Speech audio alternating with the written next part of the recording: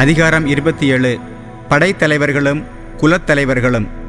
Israel மக்களின் குடும்பத் தலைவர்கள், ஆயிரத்தவர் தலைவர்கள், நூற்றுவர் தலைவர்கள் மற்றும் அரச அலுவலர்கள் ஆகியோர் ஆண்டின் ஒவ்வொரு மாதமும் வெவ்வேறு பிரிவினராக மாறி மாறி அரசருக்கான பணியில் பங்கேற்றனர். அப்பிரிவுகள் ஒவ்வொன்றிலும் 24,000 பேர் இருந்தனர். முதல் மாதத்தில் முதல் படைப்பிரிவுக்கு சப்தியேலின் மகன் யாசோபயாம் தலைவராயிருந்தார்.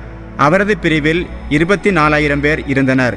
பெரேசு வழிவந்த அவர் முதல் மாதத்தில் எல்லா படைத்தலைவர்களுக்கும் தலைவராயிருந்தார். இரண்டாம் மாதத்தில் இரண்டாம் படைப்பிரிவுக்கு அகோகியரான தோதாய் தலைவராயிருந்தார். மிக்கிலோத்து இவரின் கீழ் படைத்தலைவராயிருந்தார். இவரது பிரிவில் 24,000 பேர் இருந்தனர். மூன்றாம் மாதத்தில் மூன்றாம் படைப்பிரிவுக்கு குரு யோயோதாவின் மகன் பெனாயா தலைவராயிருந்தார். அவரது பிரிவில் 24,000 பேர் இருந்தனர். இந்த பெனாயா 30 மருள் ஆற்றல் மிக்கவரும் அவர்களுக்கு தலைவருமாயிருந்தார். அவருடைய மகன் அமிசபாது அவரது பிரிவை மேற்பார்வை செய்து வந்தார்.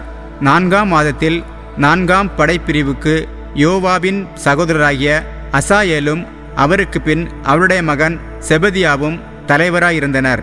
அவர்களுக்கு கீழ் 24,000 பேர் இருந்தனர்.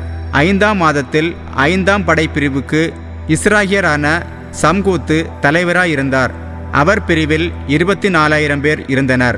ஆறாம் மாதத்தில் ஆறாம் படைப்பிரிவுக்கு தெக்கோவாவியரான இக்கேசுவின் மகன் ஈரா தலைவராயிருந்தார். அவரது பிரிவில் 24,000 பேர் இருந்தனர். ஏழாம் மாதத்தில் ஏழாம் படைப்பிரிவுக்கு எப்ராயிம் குலத்து பெலோனியரான ஏலேசு தலைவராயிருந்தார். அவரது பிரிவில் 24,000 பேர் இருந்தனர். எட்டாம் மாதத்தில் எட்டாம் படைப்பிரிவுக்கு சர்யை சார்ந்த ஊசாத்தியரான சிபக்காய் தலைவராயிருந்தார். அவரது பிரிவில் 24,000 பேர் இருந்தனர். ஒன்பதாம் மாதத்தில் ஒன்பதாம் படைப்பிரிவுக்கு பென்யமின் குலத்து அனதோத்தியரான அபியேசர் தலைவராயிருந்தார். அவரது பிரிவில் 24,000 பேர் இருந்தனர்.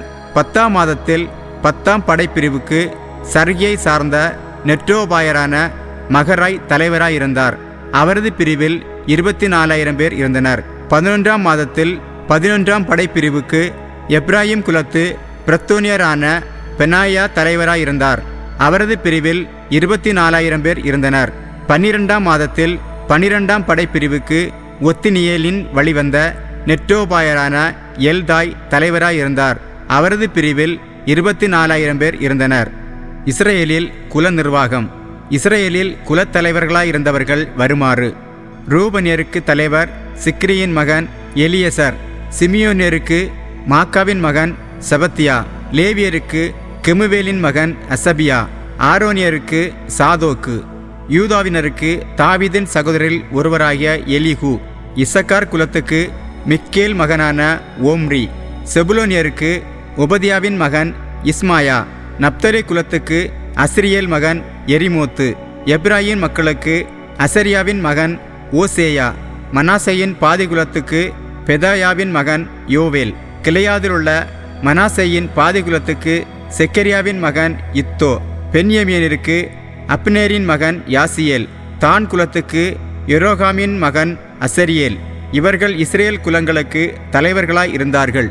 இஸ்ரேலை வானத்தின் விண்மீன்களைப் போல் பெருக செய்வேன் என்று ஆண்டவர் வாக்களித்திருந்ததால் அரசர் தாவீது 20 வயதிற்குட்பட்டோரை கணக்கிடவில்லை. செருயாவின் மகன் யோவாபு கணக்கெடுக்க தொடங்கிய பொழுது இஸ்ரேலின் மேல் கடவுளின் கடும் சினம் வீழ்ந்ததால் அவர் அதை முடிக்கவில்லை. எனவே அரசர் தாவீதின் குறிப்பேட்டில் எண்ணிக்கை இடம்பெறவில்லை. அரச உடைமைகளின் நிர்வாகம். அரசரது கருவூலத்திற்கு அதியலின் மகன் அஸ்மாவேத்து பொறுப்பேற்றிருந்தார்.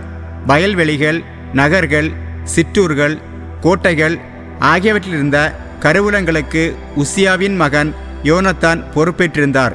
வயல்வெளியில் உழைக்கும் உழவர்களுக்கு கெலூபின் மகன் எஸ்ரி கண்காணியாயிருந்தார். திராட்சை தோட்டங்களுக்கு இராமாவை சேர்ந்த சிமையும், திராட்சை ரச கிடங்குகளுக்கு சிபிமியரான சப்தியும், செபேலாவின் ஒலிவ மரங்களுக்கும் அத்தி மரங்களுக்கும் கெதேரியரான பாகால் கானானும், எண்ணெய் கிடங்குகளுக்கு யோவாசும், சாரோனின் மாட்டு மந்தைகளுக்கு சாரோனியரான சித்திராயும், பள்ளத்தாக்குகளின் மாட்டு மந்தைகளுக்கு அத்லாயின் மகன் சாபாத்தும், ஒட்டகங்களுக்கு இஸ்மயேலரான ஓபிலும், கழுதைகளுக்கு மெரோனோவியரான எகுதியாவும், ஆட்டு மந்தைகளுக்கு ஆகாரியரான யாசிசும் ஆக இவர்கள் எல்லாரும் அரசர் தாவீதின் உடைமைகளுக்கு பொறுப்பாளர்களாய் இருந்தார்கள். தாவீதின் சிறப்பு ஆலோசகர். தாவீதின் சிற்றப்பா யோனத்தான் விவேகமிகு ஆலோசகரும் எழுத்தருமாயிருந்தார். அவரும் அக்மோனியின் மகனான எகியேலும் அரசரின் புதல்வருக்கு பொறுப்பேற்றிருந்தனர். அகிதோபால் அரசரின் ஆலோசகர். அர்கியரான ஊசாய் அரசரின் நண்பர்.